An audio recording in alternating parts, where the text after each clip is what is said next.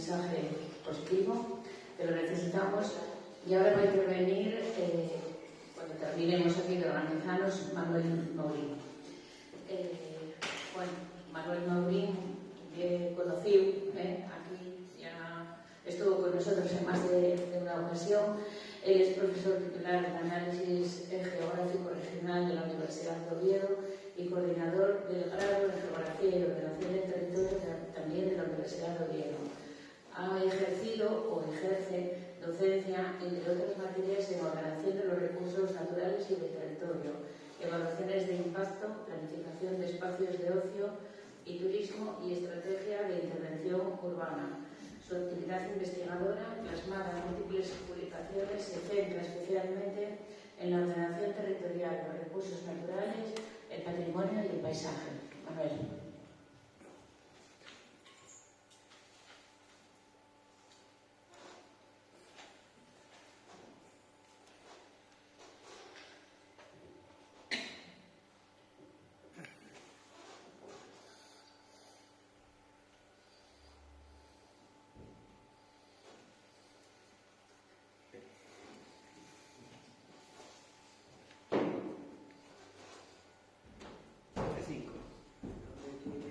F5. Es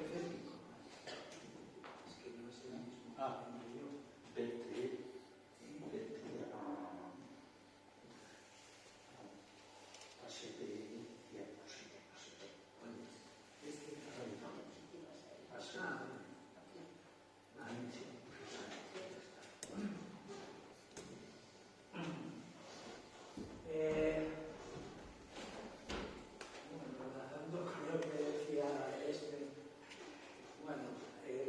Nada, muy buenas tardes y gracias por venir, gracias también por invitarme otra vez a participar y compartir con vosotros esta preocupación por la regeneración del Valle del Nalón y del conjunto de las cuencas. Efectivamente, bueno, Ana Piquero, yo ya lo sabía, porque se me había indicado que se iba a centrar fundamentalmente en el plano más urbanístico, ¿no? De intervención urbanística.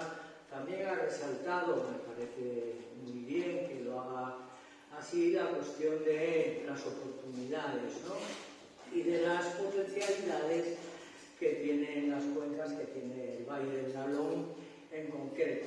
Yo voy a hacer un planteamiento en parte complementario y en parte de contrapunto, pero no porque yo quiera ser tampoco el malo de la película, sino porque se me ha dicho que hablase de algunas amenazas también en concreto que es necesario, supongo, tener en cuenta en cualquier diagnóstico, ¿no?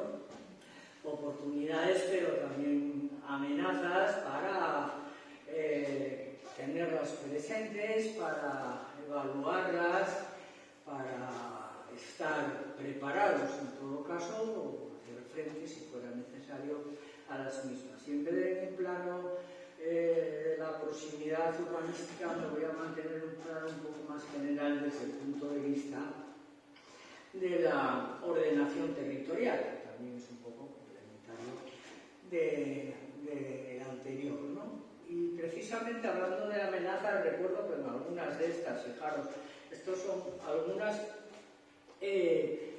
yo también he estado más y vosotros, por supuesto, lo multiplicáis, ¿no? Vuestra presencia en debates y actos sobre este tipo de temas relacionados con lo que primero se llamaba la dinamización económica industrial de los valles mineros, después la regeneración, etc.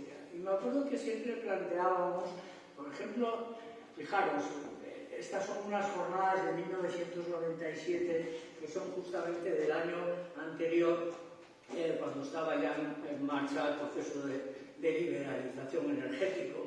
En la Unión Europea se estaban preparando los planes alternativos para ir afrontando el fin definitivo de la minería, y los planes que vinieron después, la de 2010, que es justamente posterior, inmediatamente después de la crisis de la burbuja inmobiliaria y de la otra, pues las mascarillas nos hablan también de cuál era la coyuntura, ¿no? Las coyunturas no eran buenas en ninguno de los casos. Se hablaba de posibilidades también, se hablaba de potencialidades, pero igualmente se discutían cuestiones de contrapunto y amenazas. Por ejemplo, en el primer caso todavía estaba muy presente la actividad minera a cielo abierto. Me acuerdo que se hablaba pues, de esa contradicción, de cómo al mismo tiempo que se proponían medidas de carácter medioambiental, sin embargo se seguía manteniendo la actividad de la minería a cielo abierto. Con posterioridad ocurría lo mismo con otras actividades, por ejemplo las de tipo termoeléctrico, y así ha ocurrido en general siempre. Bueno, eso así como de contexto de principio. También es cierto que, bueno, estos son algunos de los instrumentos que desde el 98 hasta la actualidad han estado vigentes. Sucesivamente es necesario, desde luego, analizarlos y tenerlos en cuenta, contrastarlos con la realidad, contrastar también lo que se plantea en los documentos con lo que se ha realizado, de hecho, contrastar lo que se plantea en los documentos con lo que la población y el tejido social exige, ver las diferencias, ver las contradicciones. No os preocupéis que no vamos a entrar mucho en ello. Yo únicamente como resumen, quizás en un cuadro como este, decir que de alguna manera lo que sí he venido observando en todo ese proceso es una cierta diferenciación de prioridades, digamos, entre las prioridades que se plantean en mesas como esta, que plantea en general el tejido asociativo, el mundo ecologista y demás, y las que después se plasman en la realidad a través de dichos planes, ¿no?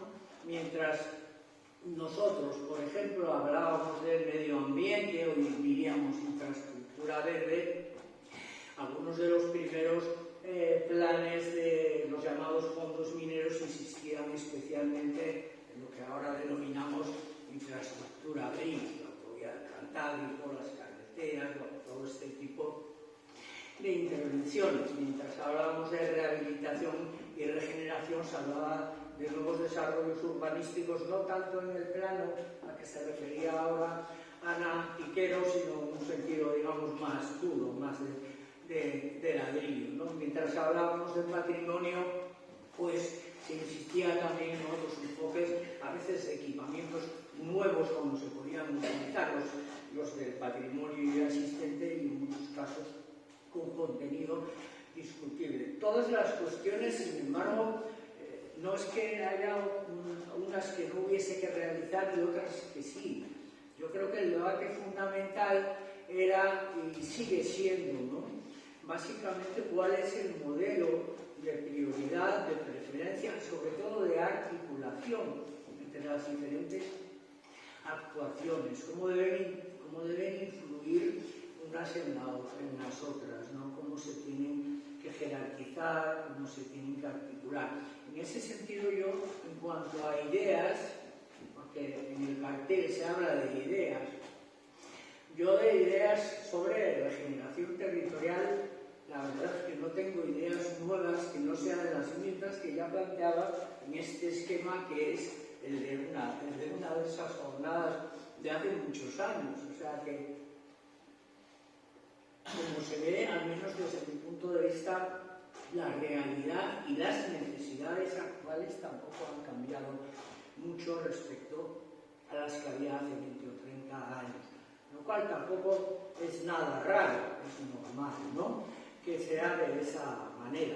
Cuando confrontaba también esas prioridades, ese acento en las prioridades, tampoco quería poner el dedo en la llaga de las administraciones, aunque me voy a referir básicamente también a la responsabilidad de las administraciones, y especialmente de la administración regional, que tiene en este caso, yo creo, que mucha importancia. La administración regional y el conjunto de las administraciones, yo creo que también manejan el mismo lenguaje y probablemente estarían muy de acuerdo y encantados y que se llevasen a cabo todas esas actuaciones necesarias de carácter ambiental, patrimonial, etc. Lo que pasa que, obviamente, por la posición que ocupan, están también sometidos a otro tipo de presiones, que no son solo las presiones sociales, sino de otros agentes, que son sobre todo los agentes del tejido empresarial, que tampoco es que sean unos malvados en sí mismos, pero obviamente tienen unas orientaciones de negocio determinadas, que en los años 90 y principios de los 2000 sabemos muy bien cuáles eran fundamentalmente las que estaban relacionadas con la construcción, con la energía y con el transporte, ¿no? Ahí ha habido un lobby económico muy importante en Asturias que ha tenido, yo creo que en gran medida sigue teniendo un peso que obviamente ejerce en la medida en que puede y se le permite, y que es un peso mayor del que tiene la ciudadanía. Eso no pasa solo aquí, pasa en general en toda España y en la mayor parte del mundo. No hay un peso equivalente, ¿no?, de los distintos actores. Ahora tenemos unos nuevos programas, ¿no?, de la transición justa. Se ha hablado de la cuestión de la participación. Yo estoy de acuerdo. Está muy claro que ha habido, sobre todo y fundamentalmente en ese sentido, un cambio muy notable, con una mayor transparencia, desde luego, con mucha más información, abriendo los proyectos al debate ciudadano, sobre todo con un proceso de escucha también, es un término que ahora se utiliza mucho, escucha, participación ciudadana y demás. A mí mismo, también personalmente, se me ha consultado desde el Instituto de Transición Justa como supuesto experto, que no soy para nada, ¿no?, en ordenación del territorio y de los recursos naturales, e incluso la propia Iberdrola. También me acuerdo que por videoconferencia me hicieron una de esas entrevistas y la verdad es que fueron muy amables en ese sentido y todavía me siguen enviando información. Por lo tanto, se ha avanzado, digamos, en la escalera de participación ciudadana. Esto Ana Piquero sabe mucho, porque además hemos colaborado en cuestiones de participación ciudadana, ¿no?, que es ya de 1969. Digamos que los fondos mineros se debían de encontrar en el escalón inferior, los que aparecen aquí, si es que no hay alguno todavía más abajo, ¿no? Y en este caso se ha avanzado bastante, pero yo creo que no lo suficiente. Desde luego, eso creo que es algo que es necesario plantearlo. Desde luego se ha escuchado, se siguen desarrollando los procesos de una manera bastante abierta, pero hay que ir más allá. Hay que ir a que los agentes sociales formen parte también de la propia negociación, al mismo nivel que esos otros actores a los que me refería antes, ¿no?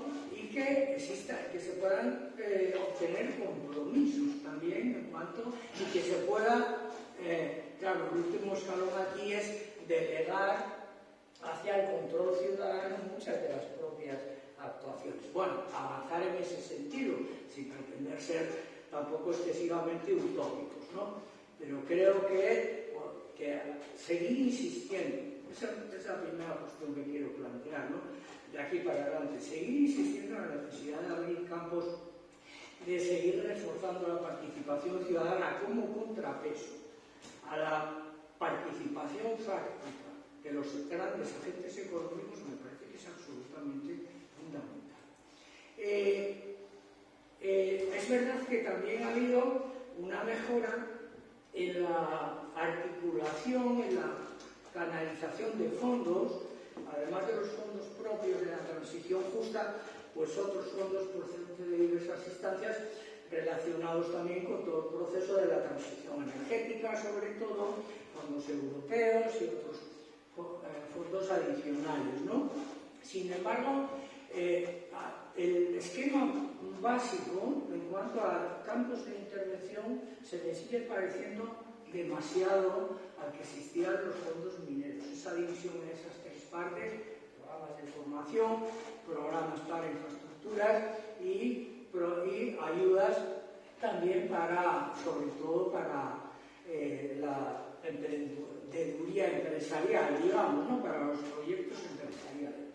Solo he tomado un ejemplo de los 10 primeros de 60, más o menos va por esa tónica, los 10 primeros proyectos de ayudas en esta línea de apoyo, que fijaros, para que se vea también la continuidad, ¿no? Que se enmarca en el marco de actuación para la minería de carbón y las comarcas mineras del periodo 12, 13 y 18, es decir, el último plan del carbón todavía ha arrastrado proyectos hacia el plan vigente de transición justa, ¿no? Más los propios del plan en el que nos encontramos ahora, con sus convenios y demás que ya se ha citado, de 2019 a 2027. Aquí tenemos proyectos de ampliación de polígonos, de saneamiento, de depuración, que están muy bien, por supuesto, de proyecto municipal de generador de empleo, he subrayado soterramiento de la Angre. Ya somos bastante mayores los que estamos aquí, eso nos suena de hace mucho tiempo, ¿no? Simplemente para poner ese contrapunto de situarnos también en una realidad que generalmente ha ido más despacio de lo que se quisiera, además de las cuestiones de enfoque. ¿Cuál es, y esto sería la segunda cuestión, cuál es alguna de las principales novedades fuera de las urbanísticas, más en relación con el modelo económico y territorial, ¿no?, de los nuevos planteamientos respecto a los anteriores, la cuestión energética, ¿no? Aquí me parece, bueno, que Paco Ramos, por ejemplo, aquí me parece interesante, porque yo voy a plantear más que una afirmación, una pregunta, me gustaría que también él interviniera en eso, ¿no?, y un cierto reto. Aquí aparecen una serie, bueno, estos son proyectos, no sé si se ve bien en la pantalla, igual no muy bien, son proyectos cuyo plazo de presentación termina ahora, ¿no?, dentro de unos pocos días, 15 días, o por ahí. Son dos proyectos energéticos. Algunos son muy atractivos, en principio muy interesantes, porque son de fabricación de componentes energéticos, es decir, son propiamente industriales. Otros son un poco más dudosos, porque son de generación de energía renovable, lo cual también está muy bien, pero estamos hablando de los problemas que pueda haber en un espacio como este, con esas densidades, con otras características que tiene, y con los proyectos en marcha, pues para coger eólicos o otro tipo de formas renovables, que tampoco es lo más importante, y quizás lo más discutible es la cuestión del almacenamiento, ¿no?, que aparece también aquí. Bien, es verdad que en lo que se refiere al almacenamiento, que no se sabe si esto va a ser una burbuja como la del hidrógeno y demás, parece que las empresas se están posicionando más que nada como hacían las empresas mineras cuando adquirían concesiones, ¿no? Pero no se sabía lo que iba a pasar con ellas, pero bueno, por si acaso, ¿no? Pero en cualquier caso podría entenderse que pueda ser una amenaza. Me parece que es importante valorarlo y discutirlo. Ya sabéis que hay muchos proyectos de este tipo de almacenamiento de energía, que no sería fundamentalmente para el autoconsumo del espacio en concreto, sino, bueno, para trasladar a la red y para ser consumido en otros lugares. Y me gustaría que vierais esta noticia, porque aquí, bueno, aquí está Fruti, nuestro amigo Fruti, de la coordinadora ecologista. Por eso me gustaría saber también lo que piensan a lo mejor otro tipo de organizaciones que, oponiéndose por el impacto o algunos impactos que puedan tener la instalación de este tipo de baterías, sobre todo cuando son grandes módulos de ellas en el medio rural o en espacios sensibles, plantea abierta y directamente que el mejor lugar para ubicarlas son las cuencas mineras, porque dice que ahí existen precisamente espacios baldíos que son los que estamos planteando que se puede hacer con ellos, y no he oído que se plantease precisamente eso, sino otras cosas diferentes, y no sé si incompatibles, ¿no? Yo no tengo mucho conocimiento de los impactos específicos desde el punto de vista ambiental de lo que puedan ser las baterías. Además, supongo que ahí hay un campo futuro también de estudio, habría que hacer más evaluaciones de ese tipo, etcétera. Pero bueno, el hecho de que se plantee esto, lo que más me preocupa es que el argumento podría valer para lo que se dice abajo también. ¿Y por qué no almacenamiento de residuos? El mismo argumento valdría para eso, en vez de almacenarlos en otros lugares que tienen una mayor calidad desde el punto de vista ambiental, ecológico, etc. Eso está pasando en Nerva, en Huelva y en otros lugares que fueron mineros y que se están utilizando como zonas de acogida de residuos industriales que vienen de todo el mundo. Espero que esto no sea una amenaza a ese nivel, ¿no? Pero quiero decir que es importante ver qué contradicciones puede haber entre unos proyectos y otros. Y ahí es donde quizás yo veo una cierta incongruencia en este tipo de modelos de intervención y de regeneración que simplemente se plantean listados de actuaciones que pueden ser contradictorias entre sí. Y falta, de alguna manera, esa planificación que debería de haber detrás. Al mismo tiempo, esa amenaza sobre la reconversión de un territorio en un espacio de almacenaje, más que de producción y de aprovechamiento de los recursos propios, de un espacio que más modernamente se le llama espacio logístico, ¿no? De almacenamiento, distribución, tránsito, etc.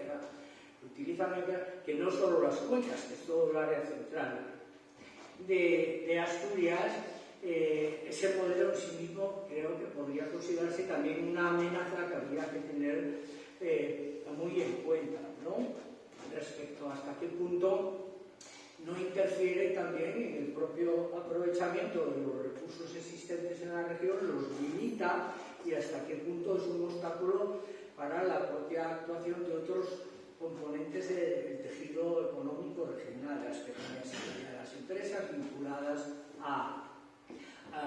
al territorio frente a las grandes empresas o multinacionales. Bueno, aquí hay un modelo que es el modelo Amazon, que no voy a entrar en él porque esto daría por sí mismo ya para otro debate, ¿no? Lo que hay, o sea, lo que aquí se plantea de fondo es que la administración regional, de alguna manera, está jugando un rol en este sentido, como vamos a ver más reforzadamente, después facilitador. Un rol facilitador a las empresas para facilitador pues, mediante el acondicionamiento de esos espacios logísticos, de las infraestructuras necesarias para ello, para que muchas empresas que no producen nada en la región la utilicen simplemente como plataforma para trasladar sus materias primas que traen de África o de otros lugares, materias energéticas también, pero almacenamiento de datos, almacenamiento como el caso de Amazon o de otras grandes superficies como Costco, de la que se está hablando ahora, y además utilizar la región y de alguna manera el favor de la propia administración para llevar a cabo unas estrategias que no sé hasta qué punto se adaptan a las necesidades de la región.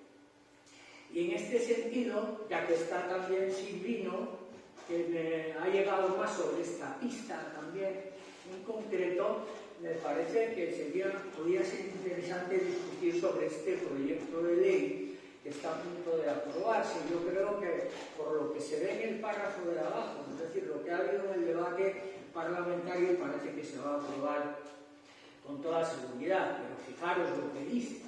Pocas comparecencias parlamentarias habrá tenido tan plácidas un miembro del gobierno de Adrián Barbón como la que ayer nada menos hace unos días, ¿no? Cuatro consejerías presentaron el proyecto de proyectos de interés estratégico regional, que se llama DIA, ¿no?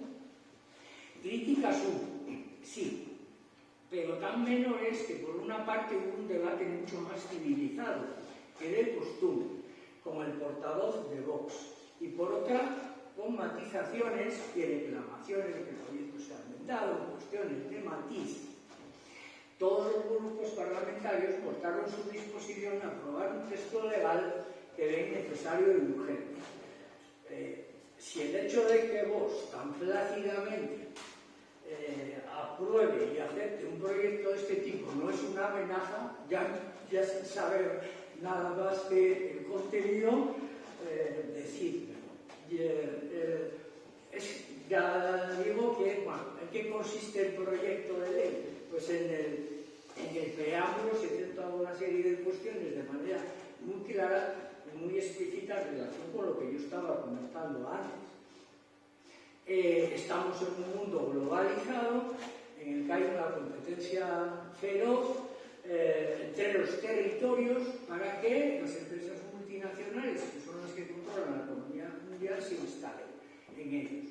Y esa competencia favorecerá a quien dé más facilidades de todo tipo.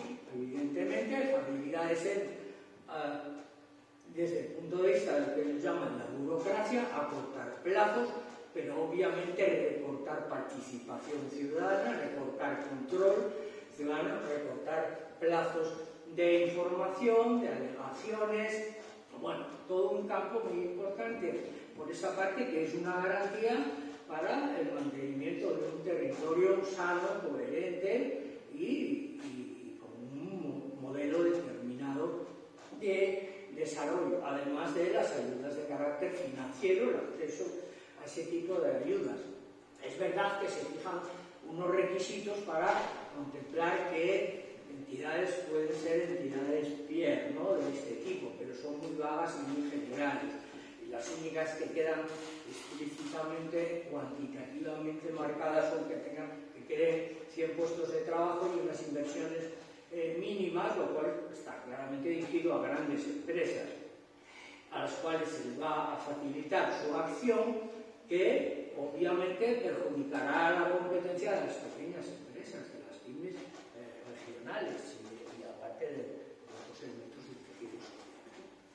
Hay un artículo, el artículo 8, que creo que a Ana Piquero le interesará también, porque tiene que ver con el planeamiento urbanístico, en el cual se zanjaría que en el caso de que se elija un proyecto determinado, pero en el ayuntamiento en el que se vaya a localizar el planeamiento urbanístico no coincida con esas intensidades de uso o con la modalidad de uso, se podría declarar como compatible urbanísticamente, es decir, que de alguna manera se podría imponer.